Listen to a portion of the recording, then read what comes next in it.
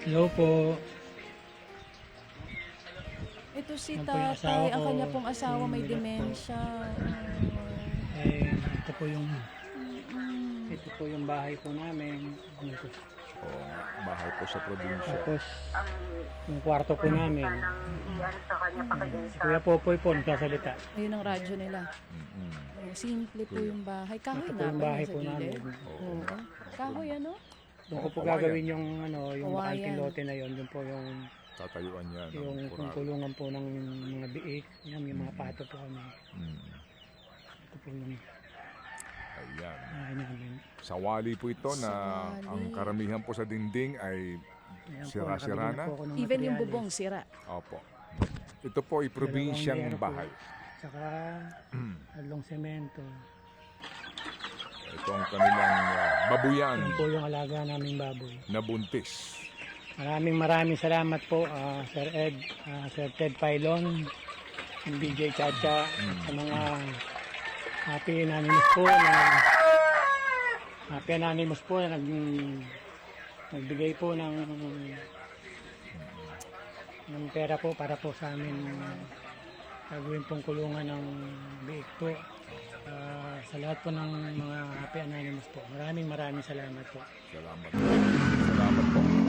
Sige, so si Tatay Noel, mga kapatid, ay kakausapin lang po natin. Totoo ang kanyang kwento. Wala pong duda sa kanila pong tirahan, sa sitwasyon po ng kanyang misis. At itong video ito, ano ito? Yung pagpunta sa ospital, sa clinic? Go ahead.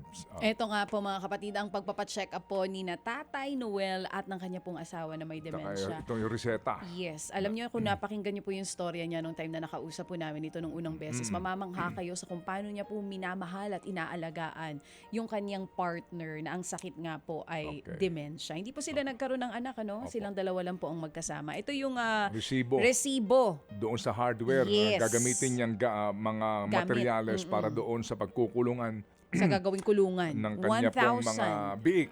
1,487 yung sobra pinangpa-check up po nilang mag-asawa. Alright. So, lahat po ng kwento, totoo. At muli, dyan po lagi kami sumasandal. Amen.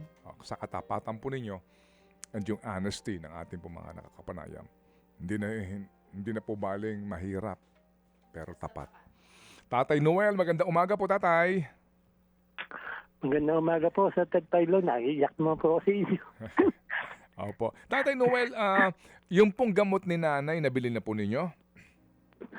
Hindi ko pa po na nabibili kasi wala po rito sa sa Gihulngan. Baka pumunta po ako ng San Carlos kasi wala pong stock dito kasi hindi sila nag-stock do kasi bihira lang po yung gamot na yan yung mga may demensya na Okay. Kaya- Ang pagbibili kayo sa San Carlos, paano si nanay iiwan nyo sa kapitbahay? Minsan po dinadala ko po kung talagang kakayanin ko nung nakaraan nga po nung birthday ko noong December nag-Jollibee ko kami kasi ilang taon na kami hindi nakapag-Jollibee. Dinala ko po ng San Carlos Oo. Sumuka ako sa may bus. Kaya Oo. hindi ko na pwede talagang ibiyahe yung asawa ko. Oo nga. Siguro po, Mm. Kung sakali, paano kayo bibili ng gamot, tatay? Ano po, kasi minsan po pumupunta po rito yung kapatid ko naman. Tinetext Okay. ko pagka,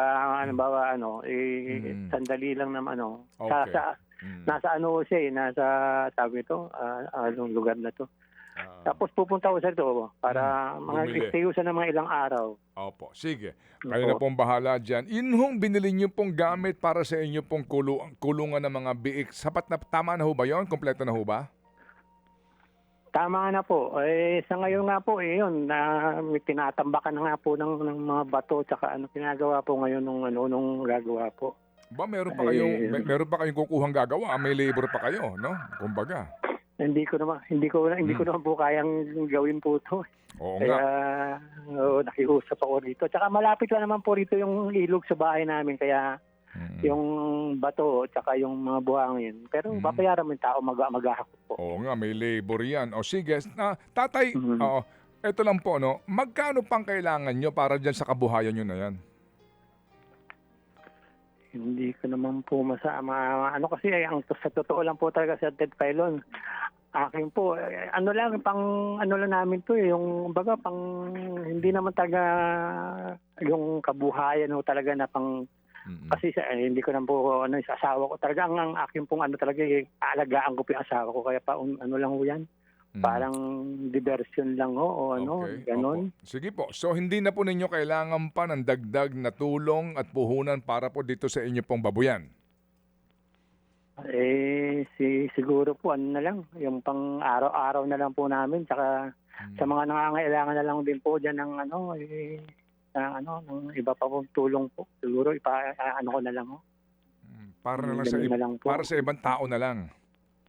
Opo. Kasi okay na po ako dito sa isang inahin ko po na pagka nanganak ko ano ko na lang ano ko ng konti tapos bibenta ko na. Ayoko na nung maraming alagain na ano. Oo nga, marami Oo, kang kasi asikasuhin. Opo. Oo, kasi ang time ko po talaga sa asawa ko lang po talaga. Kaya kasi 24/7 na po yung asawa ko, hindi mo na pwede talagang iwanan po Kasi Opo. minsan pa nakalimutan mo, dumadampot ng bato, sinusubo. Ganun na po asawa ko ngayon. Wow. Kaya hindi ko hindi ko na siya pwedeng iwanan talaga. Meron ho ba kayong kailangan na gamit para po mas magiging maayos ang pag-aalaga kay nanay? Sa inyo, misis?